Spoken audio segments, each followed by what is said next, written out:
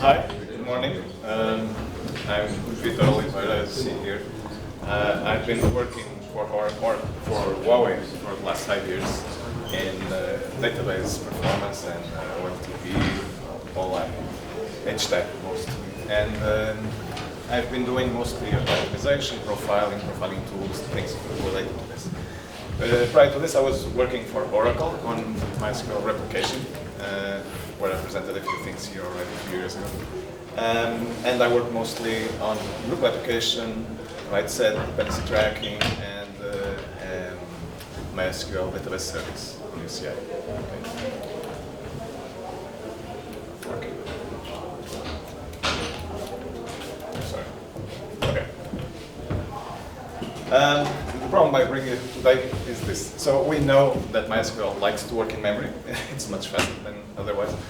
But that's not always possible, of course. And we, at some point, had some interesting reports. Someone was seeing strange behavior when they were trying to do TCPH workloads on a database that was larger than the memory that was available. And this is for network storage, so it was slower than you get with an online NVMe.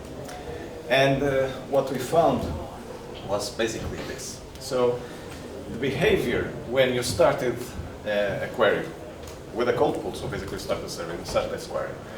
And if you ran the query, the first time it will run at a certain level of performance. Of course, if you had more buffer pool here, it would be faster. If you had less buffer pool, it would be slower. But it would, that's fine, okay. But what is strange is that if you run it the second time, the same query, okay, where at the point where you already have part of the data in memory, it was actually slower than the first run that you ran, which is not expected. Okay. And what's even stranger is that you had situations like we see there on the query 14, where a smaller buffer pool was actually faster than a larger buffer pool when you ran the query the second time. So if you had an 18 gigabyte buffer pool, it took almost twice the time that you had with the first run without it. So this is a really, really strange question. This is on classical MySQL.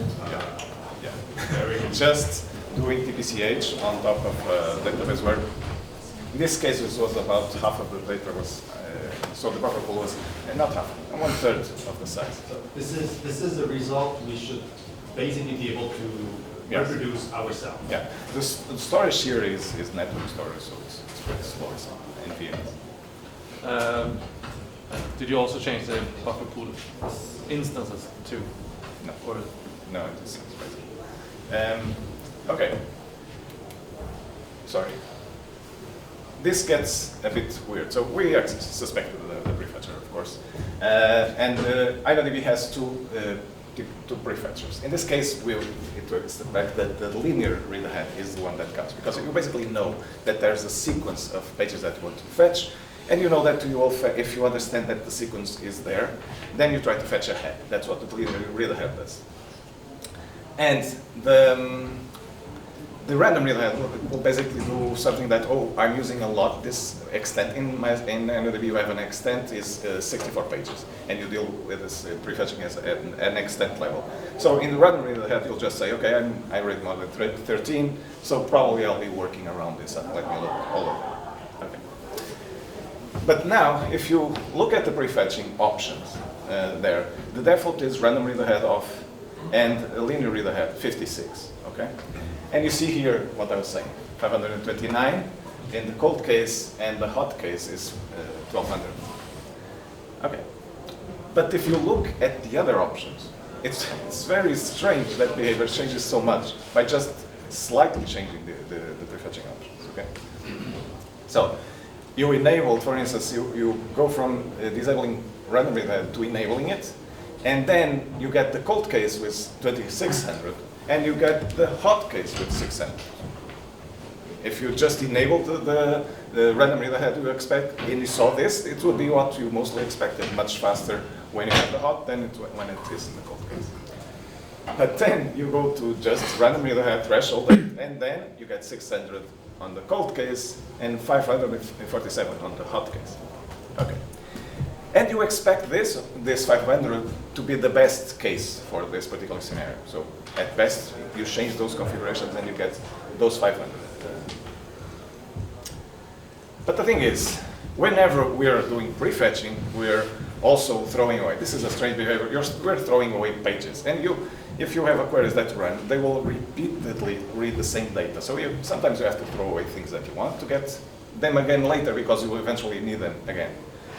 So the replacement strategy for the LRU, sorry, I got ahead of myself. Just to understand one thing first before going there. I wanted to see if the linear head, the read ahead, was actually running and how it was running. So for this, basically this is a profiler that intercepts each function as they run and takes the time that it takes until it exits. And it counts the number of times that it's executing and all that. So basically, it executed 14 million times here on an average 25 microseconds. Okay, and called buffer linear read ahead. This one called the buff page read load. So this is the actual function that reads it. So we have almost 7 million pages that are read. And then we have two different ways to read the pages. We have the synchronous read and the asynchronous read. And we have 6.5 million cases where you're doing asynchronous read in this case, and only 270,000 that you are reading synchronously. Of course, reading synchronously here is very important because basically you have the query, and whatever you're doing, you're having to wait at that point for that particular page to get in. This is 500 microseconds, so it will take some time to load it, and then you're delaying everything because of this. So you want to do mostly asynchronous ahead reads of whatever you want. But this is the cold case. Now for the hot case, what you see is that you get a little bit more here, but that's fine. But what changes is this behavior here. So instead of those 6 million and something, you only have 3.5 million pages that you read. Okay, because you have pages in memory, that makes sense, supposedly. But the problem is that almost 2 million of those are read synchronously. You're waiting for each one of them. And 1.5 million are done asynchronously. Okay. But the thing is, the total time almost tripled just because of this. Okay? So whatever is happening here is not good. So maybe we just clear all the cache and do it at the same. So this doesn't make sense. Okay? As I was saying before, then we're getting rid of pages, reading them again. So what happens to the LRU? What happens to the buffer pool while this is happening? Why this is happening? This is clearly something that's more involved here. And then we go to the LRU insertion point. So basically, when you scan a page, you decide, when you put it in the InnoDB buffer pool, you will decide where you put it in relation to the total size of the buffer pool. So basically, you want to keep pages that are used more in the head. So that's why you have LRU. But then you don't want to have a scan that will basically drop all of it just to read new data. So you insert it in the lower end of the buffer pool so that if it's used again, it will go to the head, but until then, it will just be near getting put out if it's not used anymore. And this is controlled by this InnoDB logs percent. Basically, if you say 37, it goes to 1/3 from the end. If you say 5%, then it goes almost to the end. It will very quickly be thrown away. Okay, but now things get really weird. So now, instead of those behaviors, now we know that the minimum was not 500 that was seen before. It was actually 300. Because we're just controlling now the data that we keep, that we preserve for the next time. So this is, and then if you say, no, I won't put it at the start of the LRU, then performance gets really disastrous here, okay? But not if we're doing it code. So all of this is weird. Okay. So what's happening here? Okay. Let's start on the left. These are some metrics that were taken on InnoDB and MySQL, trying to understand how much of this data is reused and what are we doing, basically what are we doing when we're doing this query. So basically here, on the cold pool, we're reading a page and we're using it 4 times. On average, for every page that we read, we access 4 pages. So fine, most of them are read from this. There was nothing there initially. And during the execution, you actually load the buffer pool more than once, because you repeatedly read it. Not only you will read it for 100%, you read it once and all of it is in memory. No, you're going back to it, reading more information. So 127, which is fine. Not very different from between cold and not very different between the insertion point. But where it is different is that if the insertion point is on 3rd, you're reloading on the hot case, you're reloading pages equivalent to 2/3 of the buffer. So clearly you've thrown away data and you're getting it back in, but it's 2/3 of it. And if you do this with OBP5, you're only doing this for 34% of the buffer pool. So you're clearly being more efficient and not throwing away data that you need to do this. And as I said before, clearly the synchronous and asynchronous case is here also. So before, with the buffer pool and with the OBP5, we read only 6% synchronously and 27% asynchronously of the buffer pool. This is equivalent to the percentage of the size of the buffer pool. But on the case of the OBP37, we read a lot more than synchronously. So clearly, the prefetcher is also not doing the same work that it was doing before. Okay, now on the right side. The right side tries to represent some sort of an X-ray of the buffer pool. But it's not an X-ray because it's over time. So you go from left to right there. This is the query execution time. And from here down, you have basically the page as it is. I wanted to know what was happening and what is happening on the buffer pool, what is getting in and what was getting out of the buffer pool. Try to understand why was this behavior being seen. So this mostly represents this. But of course, there are many thousands of pages, and I wanted to have this in a small image. So basically, each pixel here represents many pages. Okay? And the color that you have, if it's black, means that there are no pages in that pixel that are in the buffer pool. And so basically, this here mostly says that this range from this page ID here down, here, there are almost no pages in memory at that point. And here, we see that the gray, so this goes from 0 to 255 for the pixel. This basically means some of the pages, but rather homogeneously, actually, which is a bit strange, rather homogeneously, we have pages all over from the buffer pool. So basically, some pages in the page IDs, mostly random distributed here.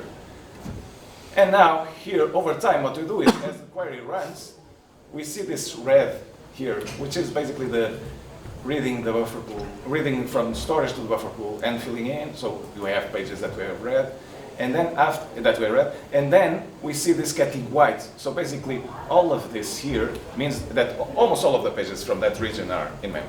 Okay. And the green is the pages that are actually used. So we see that we're loading pages here, almost all of them to memory, but the use, the green, is actually not fully distributed. There are some groups here and all of that. On OBP5, on the other hand, we see that the number of the white region is much smaller. So we don't keep lots of pages. We quickly take them out. But that's fine, because the thing is, it basically means that we saved some other pages that were probably more important and quickly thrown away pages that, although are in that region, they're really not interesting. So that's why it is so effective. Yeah. So this, let's go then to understand a little bit more what the linear readerhead is actually doing. Okay. One important thing about linear readerhead is that it only works when you actually are reading pages from this. So basically, whenever you're reading a page from storage, it will make a decision of what it will read ahead next. And it does that by just following, you have those extents, you go to the last page of the extent, and at that point, if that page is read, it checks the previous pages, trying to find a sequence. Of those extents, of the previous extent, how many pages were in a sequence? And then at that point, it decides what, or if it will prefetch the next extent. That's the basic mechanism. Okay. At that point, it also reads all of the pages that come ahead, all those 64 pages of the next extent. What is the problem with this? The problem with this is that the next extent, while we think is useful, because we have basically saying, okay, I've read this page, I've been reading almost all of those previous pages in sequence, and I know that the next page is in that next extent. I'm assuming that the other pages that are needed are also in the same extent. So basically, I know that one is, but I don't know if more than one is. And what happens is that when you have a fragmented database, what you see is that data is all over. So you assume you're loading 64 pages, and you have no idea if you're actually loading the correct pages. You're just trying to do a heuristic that works most of the time. And the fact is, it works when the database is new. It works very well, actually. And it loads data very, very efficiently to memory. It's a good mechanism. But the thing is, once you run the database for some time, well, things become a little bit worse, right? So it's not that organized, and then you have rows mixed and all of that, and then pages mixed, and it's not that easy that you can keep something that you can use. But the problem is, mainly, that what we're seeing here is that if the page that decides what to read next is already in memory, so if the boundary page, the last one of the extent, is already in memory, it will not do anything. It will not try to fetch anything, even if the next extent is out of memory, and if all of the previous pages until that one were actually read sequentially from storage. It's only a decision that is on at that one. Which means, suppose that half of the data is in memory and it's random distribution, you have a 50% probability that you will actually try to execute the prefetch. Okay. And then we have another issue, which is, how do you know that there is a sequence? Basically, MySQL does is, when it loads a page from memory, it gives the access time at that point. And it loads it, and you have it. When you go to the last page and you check back, you know the sequence that they were loaded. But if half of them were already read and half of them were thrown away, the new ones that you read will have new access times. That will not be a sequence with the previous ones, even if you actually went through all of them. Okay? So you also, even in the 50% chance that you did it, then you have a very high probability that this will not be considered a sequence. And that's why it disables very easily. And that's why we're seeing this behavior before. So basically what the thing is, it's very brittle, and it's very easy to disable it if you have data previously in memory. Okay. And another thing is, we're also seeing this because of the storage we were using. 64 blocks, pages at once, request is fine, but it piles up with other things that are going on storage. And the thing is, you still have to wait, since you're doing it in the last page, you'll have to wait for that page to come in. And if that page, it's almost like a synchronous read at that page, and you still have to read the other ones, and you have many requests, so that page read will be slowed down also. So you're actually also not doing a very good read. So, with this in mind, we tried here one thing which is an enhanced, I'll call it enhanced read mechanism. So basically it tries to look at this and see if we can do something about it. Some way that we can first prefetch, even if you have a mix. You already have something in the buffer pool and something that's out. Maybe we can do something that considers the sequence even if you already have this. And ideally, we don't want this to stop working when you have a database with some time. So we want this to work in all cases. Okay? And for that, it's better to use the logical sequence, which you can get from the indexes. But the problem is that you have to fetch it from the index to build information necessary for you to use it, which takes time. So this is from 2013. There was already a patch from Facebook that was actually doing this logical prefetching for, in this case, was for backup and large scans, something like that. But in addition to this, we also wanted not only the primary indexes, that was fine, but we wanted to experiment with maybe secondary indexes are also with it. Because lots of cases in PCH you use the secondary index and all that, and for this everything fails because of the secondary. We are following secondary index. It's very hard to find the next page. So we want to see maybe we can also use secondary indexes. Let's try it. Okay. And we also did something which is, well, if we know that the pages are going out and we're getting them in, well, we can just keep a cache of the sequence of pages, even if without the index, just in-memory cache, of the sequence of the things that we've thrown out, at least to have this sequence of what is next, what is the next page. Okay. So this is the basic idea.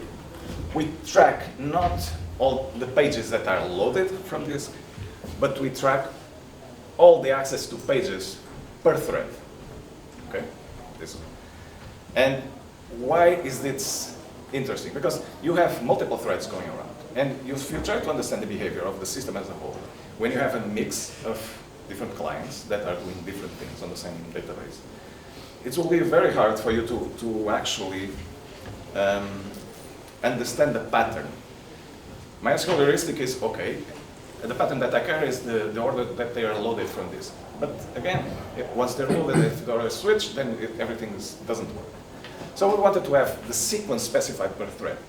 And we wanted to, and basically what we do is that, okay, if we understand in that sequence of that thread that we have a few predecessors that are filling in a sequence, then okay, then we take this and assume that we follow that sequence 1,000 pages ahead.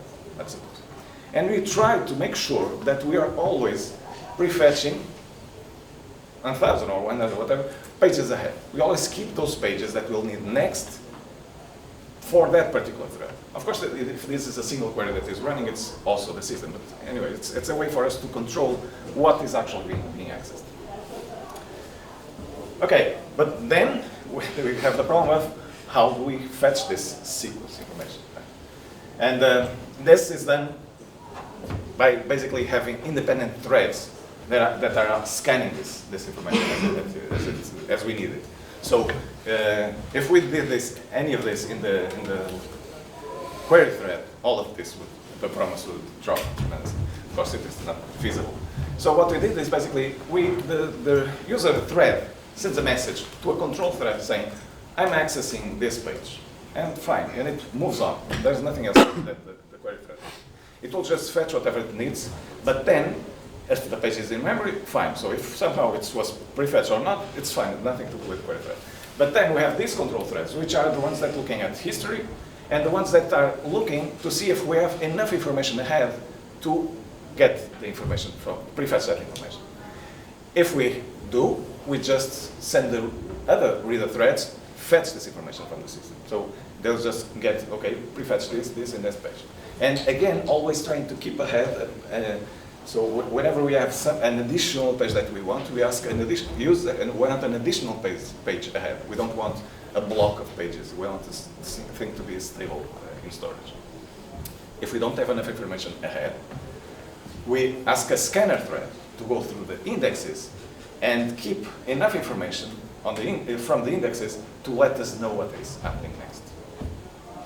Okay, and this is the basic mechanism. So hopefully the control thread will understand that there's a sequence, and the prefetcher threads will have prefetched the threads, and we have a perfect sequence on the execution. The thing is, of course, all of this takes time, and maybe when the thread needs the data, we didn't get there in time. The information was not prefetched in time, but it's fine. The thing is, we can always go back to what we were using. So we have a default mechanism, which is, I feel that I have an information. I'll just assume it's the next page, it's the next extent. So it was working before, so it should continue to work. Okay. So now, to test this experiment, we did the same TCP without using the without read ahead, and the orange side is the case logical, the linear read ahead from MySQL as is. So it's the orange case, and you see that there are some cases here where, for instance, query 21, which linear read ahead is much faster than the baseline. Sure, so it's working fine. In the case where linear read ahead works, it works very, very good. So it saves a lot of time. In some cases, it doesn't help much, like this and here. And now, looking at this enhanced read ahead, which uses all of this mechanism, what we see is that in some cases, it doesn't bring much benefit compared to logical read ahead because it works well. In this case, it's worse actually because it was not helping, and we're doing more things. Of course, we're delaying the system more. We're reading indexes that they may not even need. But in some cases, like here, the improvements are rather significant. Okay, like this, like this. So it has some benefit. But now, we're also interested in knowing, okay, but what is actually being used? Because you're throwing everything in the system, trying to understand things, getting more data probably that you need. So what is happening here? So let's take, this is query 4. Query 4, again, see that's 1/5 the execution without prefetching and 1/4 of the linear read ahead. So it's a good query for this setup. And here is a schematic that shows, so basically we have the areas here which represent how many times the information from this kind of source of sequence is used. So in here, all of this green basically means that we're mostly using the information from the primary index. Okay.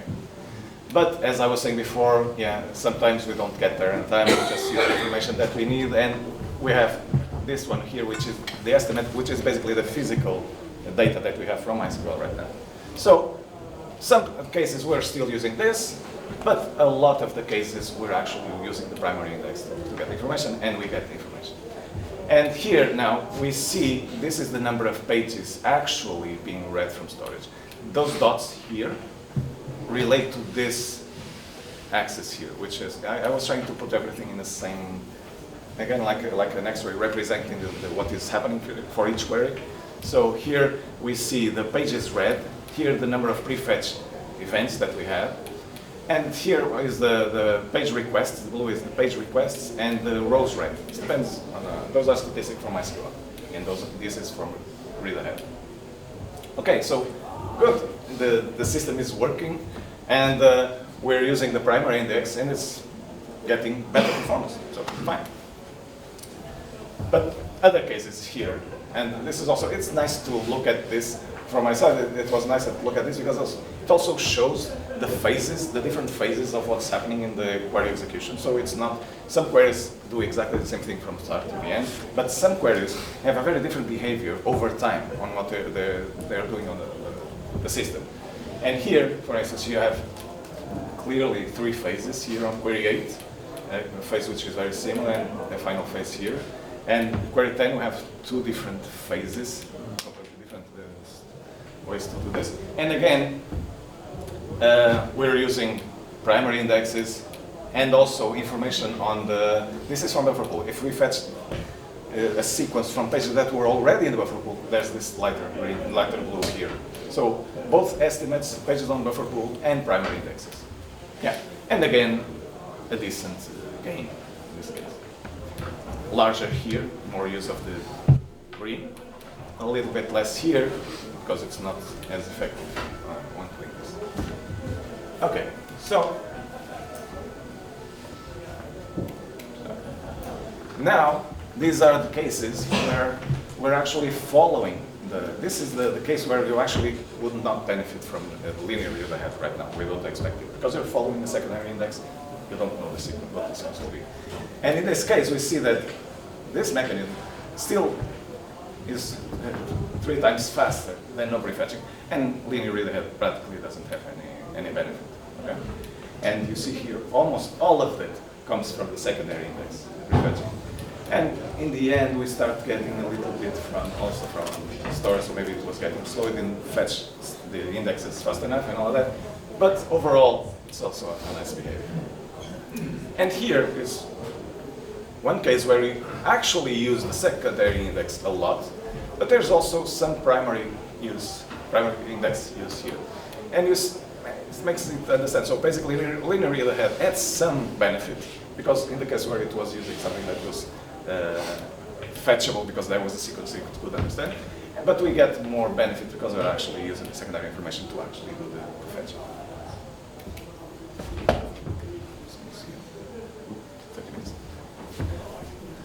Okay.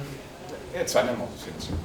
But there are some strange cases, and there's, for instance, query 10, and here it's almost no benefit. And if you look here, we see that there is some secondary index here, but it's a big mess, and mostly what you're doing is fetching a lot of pages using the estimate, so basically using the physical sequence. So it's a bit like guessing. It does a bit of work, but it's not very interesting. And here, we see on query 21, we see that, well, linear read ahead had a good number, and those are 2 phases. In the first phase, you are actually benefiting from the primary index, but the second phase is almost all physical and guessing work, trying to see. And, yeah, and in fact, the linear read ahead does better here, so probably I'm just doing more things that I don't need. It's basically wasting time and wasting resources doing this. Okay. Is it because of the lots of estimates on the right side? Yeah. So it's not effective. Even if we have this with the primary index, it's not effective. So, okay. So prefetching, let me wrap this up. So prefetching is of course important. There are cases where you can do prefetching, but a lot of the cases it depends on the workload that you have. But the fact is that for the prefetching in MySQL, it really seems that there is that it can be improved. It doesn't make sense that you do a prefetching that is so easily disabled. So this kind of mechanism helps, it's more robust, but it also comes at the cost, of course. All of this machinery, this is a proof of concept, so it was basically trying to get all the machinery in so that you have a single query using the resources that you have in the system to make it faster.